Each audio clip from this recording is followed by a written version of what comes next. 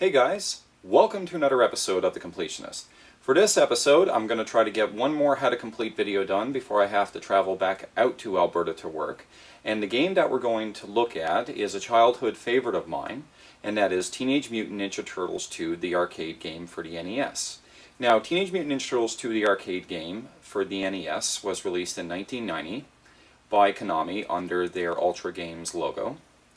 And for me, it remains one of the best beat-em-ups that was available for that system. And it is a game that I was actually fortunate enough to own when I was a child.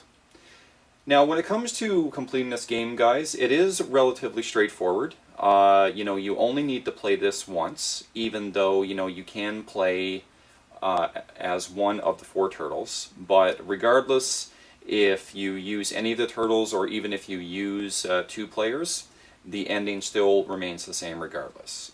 So what I'm going to focus on, guys, when it comes to completing this game, I'm going to show you some of the best strategies when it comes to taking on some of the different enemies in this game, the most effective way of taking on bosses without sacrificing too much of your life, and I'll also show you some tips and tricks how to increase your point total in this game as well.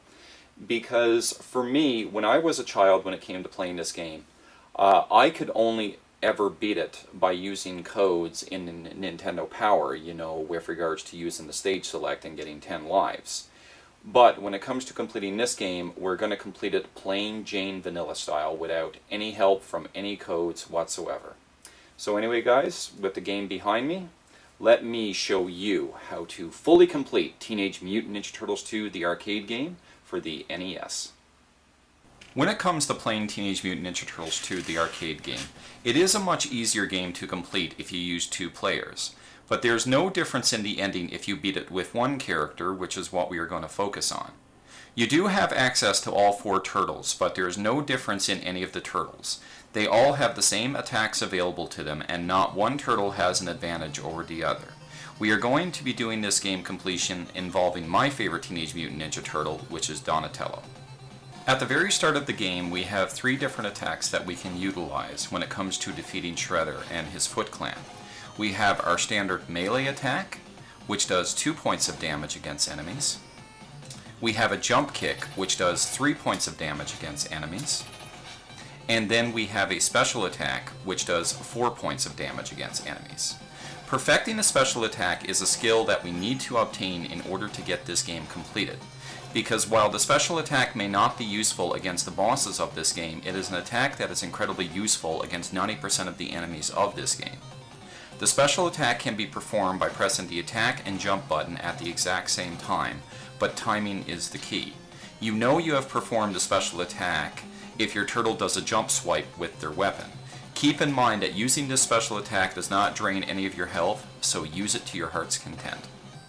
The reason why perfecting the special attack is so important is the key to success when it comes to completing this game is you want to defeat the enemies in this game as fast as possible, and you don't want to allow yourself to be surrounded by enemies, which is an easy way to take a lot of damage if you're not careful.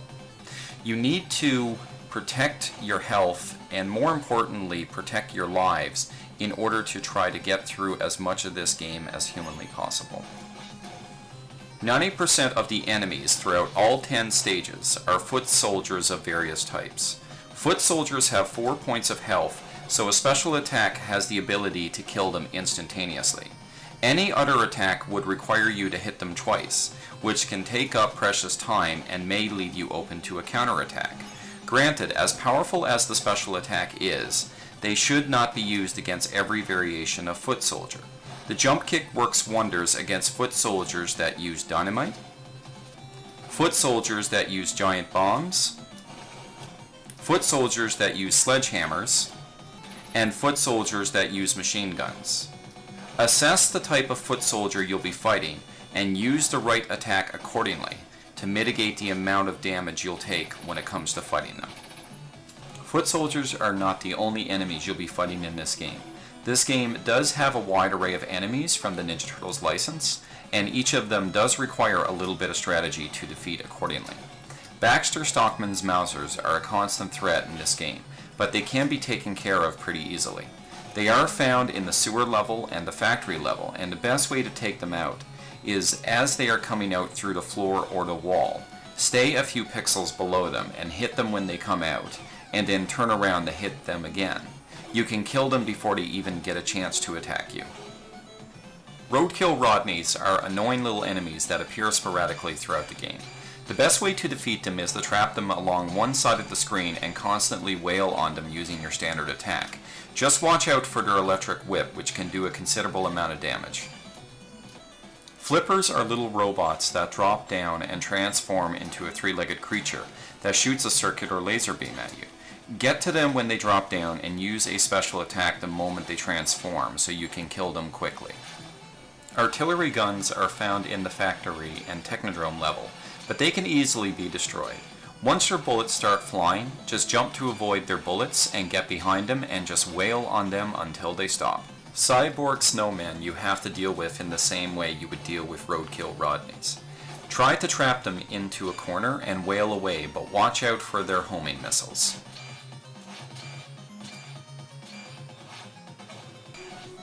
Tubular transport are annoying little insect robots that shoot lasers, but can be incredibly difficult to hit. Just keep performing jump kicks and keep moving, and you'll get these little guys defeated eventually. Thunderbirds are helicopters with a foot soldier in it that can be properly taken out with a few well-placed jump kicks. The Dojo, Stage 9, is the area where you'll come across some of the most unique and most difficult normal enemies throughout the game. Barbarians are ninja warriors that can claw you and throw blades at you when they're jumping.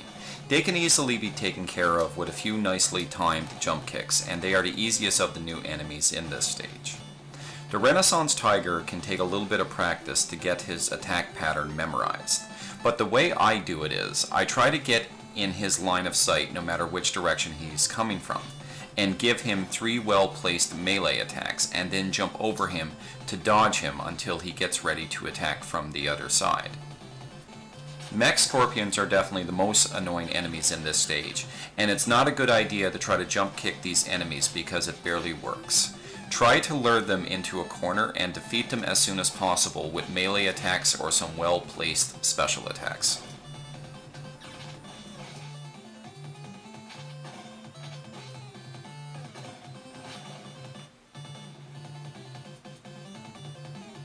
As you're going through the 10 stages in this game, you have a lot of environmental hazards you need to be aware of.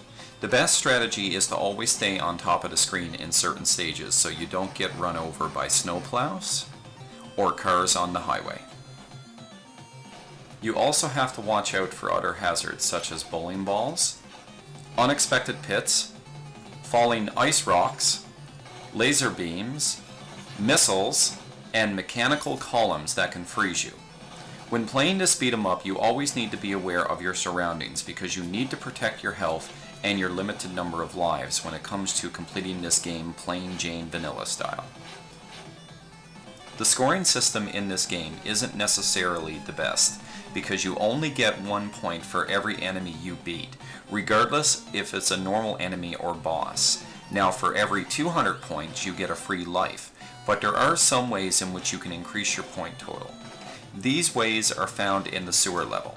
In certain sections of the sewer level, you will come across missiles that will come out of the water, even though they may be considered an environmental hazard. But if you can hit them as they approach you, they can give you a point for each one that you destroy. Eventually the missiles will cease, and then you need to keep going through the level. The best way you can increase your point total is all based upon the concept of risk-reward. When you fight Baxter Stockman at the end of the sewer level, he himself cannot attack you, but his device drops Mausers that can attack you. For every Mauser you kill, you can get an extra point, but since the Mausers are already out, they can be a little harder to hit, and they're going to be attacking you if you're not careful. So my best advice is that if you're close to gaining a free life, by all means keep attacking the Mausers to bring your point total up. But if you start to lose too much life, then by all means go ahead and defeat Baxter Stockman. When it comes to the bosses in this game, they all require the same strategy to beat them. Do not bother using melee attacks or special attacks to fight these guys, because all you're going to do is give the boss a perfect opportunity to attack you, and you want to avoid that as much as possible. This is where you need to perfect the art of performing the jump kick, because it gives you the best opportunity of hitting the boss without the boss having a chance to hit you back. But it doesn't always work, but it's the best chance you got. You jump kick the boss from one side, and then immediately jump kick and hit the boss from the other side, and rinse and repeat. It really is that simple, but the key thing is to always keep yourself as far away from the boss when you land, so they don't have a chance to attack you. I always try to aim for the head of the enemy, because it gives me a good distance away from the boss every time I land. If you aim for the torso or the bottom, you end up landing right next to the enemy, and you end up getting hit. So when it comes to bosses, use the jump kick proficiently, and you'll mitigate the amount of damage a boss can do to you. The final thing I want to talk about is by far the most frustrating thing when it comes to completing this game. The most frustrating thing when it comes to completing this game is fighting the final two bosses in the game, which are Krang and Shredder.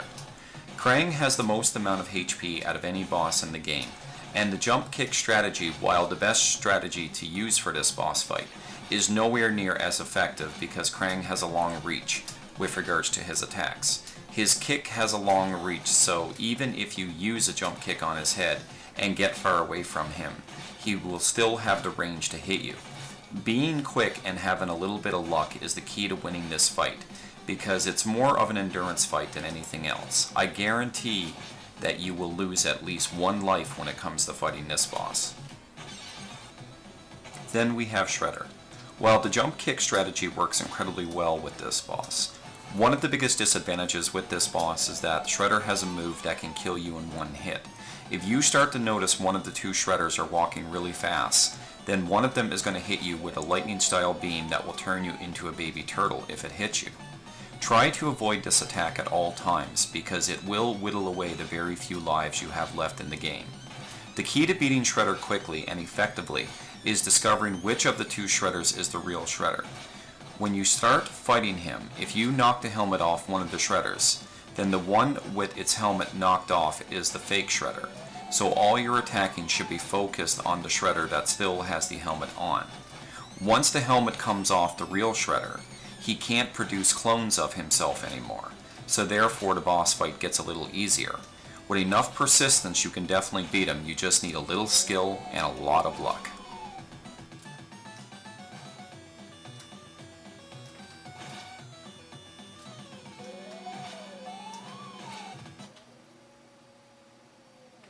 As we watch the credits, isn't the music from this game fucking awesome? Just a few small pointers that are pretty much customary when it comes to excelling at beat-em-ups. Health power-ups, which are very scarce throughout the game, should only be used when your life is at its lowest. Defeat all the enemies first in an area before you pick up a pizza to regain some of your health. Even in some boss fights, there is a pizza health pickup, so only pick it up when you absolutely need it and don't waste it. When fighting groups of enemies, try to avoid getting surrounded, and always keep on the move. If you perfect the special attack, then many of the normal enemies shouldn't be much trouble for you. Overall, just give the game a couple of trial runs to get a feel for the game before you decide to complete it, since it doesn't require a lot of time to complete. So there we have it, guys. We have successfully completed Teenage Mutant Ninja Turtles 2, the arcade game for the NES. It's, as I said before, guys, it is a fairly straightforward game, and you can get this game completed in literally less than an hour. But I do recommend, giving the game a few trial runs as well, just so that, you can get used to some of the stage layouts, some of the environmental hazards, some of the enemies you have to watch out for, because you really have to perfect the ability of using the special attack and the jump kick when it's absolutely required. So I certainly hope that the tips that I provided you in this video will help you when it comes to completing this game to 100%. So anyway, guys, if you do enjoy Teenage Mutant Ninja Turtles 2, the arcade game for the NES, other excellent NES beat-em-ups I can definitely recommend is the third game with regards to the Ninja Turtles license in the NES, which is Teenage Mutant Ninja Turtles 3, The Manhattan Project. And a classic beat-em-up that I know a lot of NES fans absolutely love, and that is River City Ransom. So if you enjoy Teenage Mutant Ninja Turtles 2 for the NES, please check those other two games out. So anyway, guys, that takes care of another episode of The Completionist. So as always, take care, and I wish you nothing but the best. Later.